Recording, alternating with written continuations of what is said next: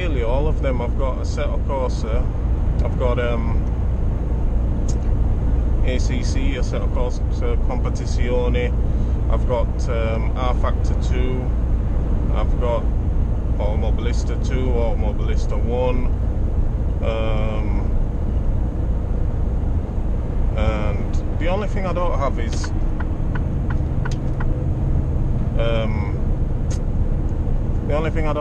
is Dirt Rally 2 and Dirt Rally.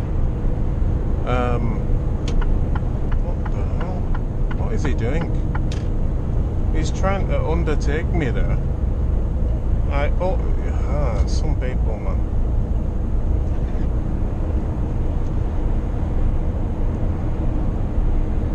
It was clear what I did. I had to get across to let them join the road. And then this guy's trying to undertake me. Unbelievable. Anyway.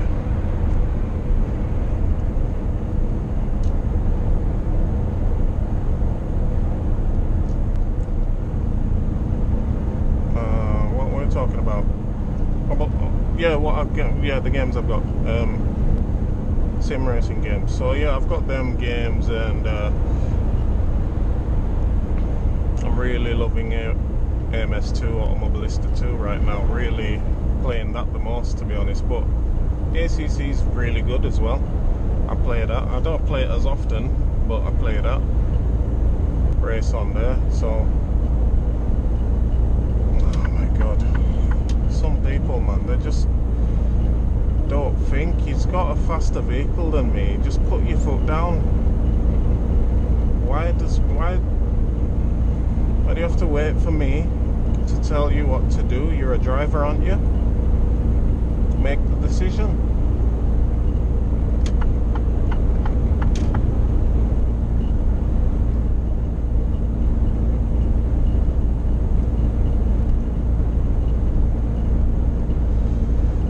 Sorry. It's just things like that are a little bit frustrating to us professionals, you know. I guess it's frustrating to anybody really who's a good driver. You can see that, you know, if you're a driver, right? If you drive cars, whatever you drive, if you're a driver and you cannot judge that you are going faster or slower than another vehicle, joining or exiting a motorway or changing lanes, whatever you're doing, you really, this is my personal opinion, but I don't think you should be on the road. I think you should be a passenger, because you're not a driver. You're just not. Sorry. I know I'm gonna get some dislikes on that comment, but that's what it is, you know. It's just, you really have to be able to take a decision and make a judgment. It's quick, you know, in a split second sometimes. And if you can't see that you're faster or slower and you've got to make that decision to yield or keep going, you really shouldn't be doing this or driving anything. I'm sorry, you know. It's just how I see it. I might be extreme in my view, but I might be right in my view. I don't know. It's up to you, dear viewers, to judge. It's up to you if you like it or not. I don't know. I don't care. But that's my view on it, really.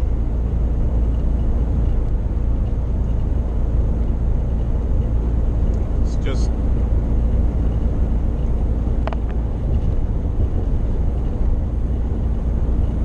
because it's all about decisions at the end of the day, making the right decision and having a good judgment as well.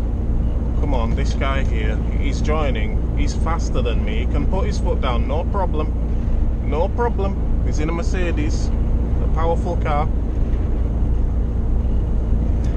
It's like they wait for you to get right up to them to make the decision. I don't know. Maybe I'm wrong. but I don't know. Thing is, maybe I am wrong, because for me, I started out my driving or road user sort of career, if you could say. I started out on a moped. Believe it or not, I was one of them young boys who just, you know, get on your flashy little moped and race about, to be honest. When I was 17 and I did that, and if I'm honest, you know, you don't think about the consequences or dangers back then when you're that age, but it really makes you a good driver, I'll tell you that. If you can stay alive, that is, because obviously it's, sadly, the reality is some of them guys do have bad accidents on them things, and then when it's sad, you know, it really is sad. But if you can ride them and survive them and have no incidents, no accidents, never fall off of them, you tend to be a good driver after that, really. Because when I was on the mopeds, I did go on to motorbikes as well, but when I was on the mopeds, I experienced if you could say understeer, where your front wheel slides and you're turning, so it goes straight forward and you're turning. I experienced that on a moped, and you know, obviously it's very frightening. I didn't come off then, but thank God, you know. But yeah, when you experience that, you realize, it makes you think, it makes you realize that you cannot just ride or drive like the tires can't fail you, because they can fail you. And you know, it's, I think if more people realized that they wouldn't drive so fast or recklessly, you know, because we're not on a racetrack, we're not race drivers, but we want to. Some of us sim race. But what I'm saying is, yeah, it's just my experience really that makes me say that if you can't judge speed, you shouldn't be a driver. You should be a passenger, really. But yeah, went from moped to motorcycle 125, then I got my full license, motorbike license, so I can ride anything 1000cc upwards, anything. So you know, that's my journey. Other people have different journeys. Some people come from karting. Some people were kart riders when they were not 3 years old, but maybe, I don't know. But when they were young, you know, like 5, 6, whatever, you know. I never had that. I would have loved to have had that, but I never had that. Because, yeah, my family weren't rich, so I never got to do that. But yeah, karting's a good thing. If you have kids, boy or girl, give them a chance on that. Give them a little go, see what they like, see if they enjoy it. Because it just gives them a good grounding in understanding weight transfer and the tires and the conditions of the road surface, the, you know, wetness on the road, temperature. It all helps for when they become adults, when they're real drivers, you know.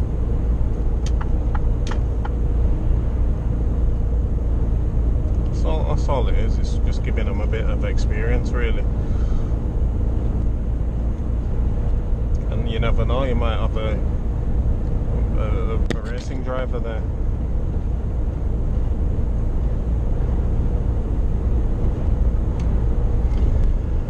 Anyway, I think I've spoken enough now. I think I'm gonna end this video here now. So I hope you've enjoyed me having a talk and drive, and thank you for watching, thank you for subscribing, thank you for the likes or the dislikes, thank you for the comments, and take care. I hope you're okay, and I hope you're okay. Well, yeah, I do hope you're okay. Well, yeah, take care, and I hope that you can...